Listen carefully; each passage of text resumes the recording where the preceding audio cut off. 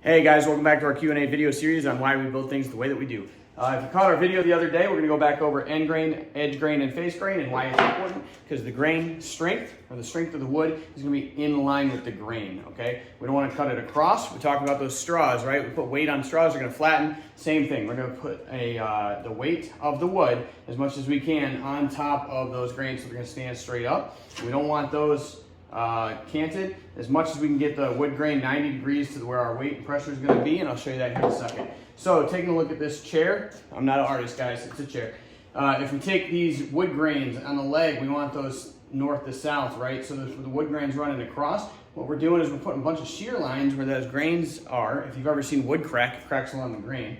And we don't want those running left to right on the legs, because any sideways force, anything is going to crack those legs, and it's also not going to be as sturdy. We want those legs, leg grains north and south, because that weight we want stacked on top of the straws, on top of the wood grain. Same thing with the aprons. If we're doing an apron on a chair, our wood grain is going to go left to right like this, because if it's going top to bottom like this, we're going to introduce all these shear lines again, and if anything happens with the chair, you're going to get a crack under the seat, and it's no good.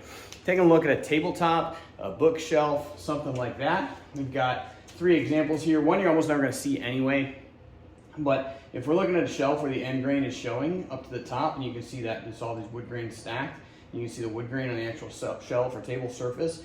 First of all, it's going to be rare you see that, because it's going to be hard to get a cross cut of wood big enough for a bookshelf or an actual table or anything. If you see that, it was probably illegal to cut the tree down. But you're creating all these shear lines just like this, because it's going across the grain, and that's where that's going to crack. Okay, so we put weight on that on one side, we don't have it on the other, it's going to create a differential and it's going to crack the wood, and you're no good.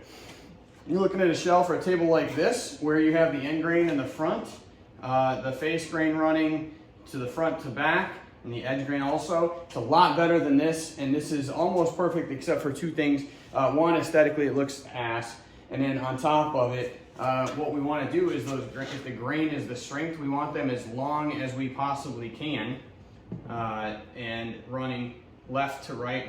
Well, we want them running the long width of the shelf or the tabletop, because what that's going to do is it's going to put that strength in there, and it's going to give it more support, because that grain is sticking together for a longer period, okay? And there's actually less shearing capacity if the grain is running the long way than the short way. And then plus, if it's a bookshelf or something like that, then it puts the end grain inside the shelf where you can't see it, and it's just going to look better. So I hope that helps, and you guys come on back tomorrow and be good. Daddy's watching.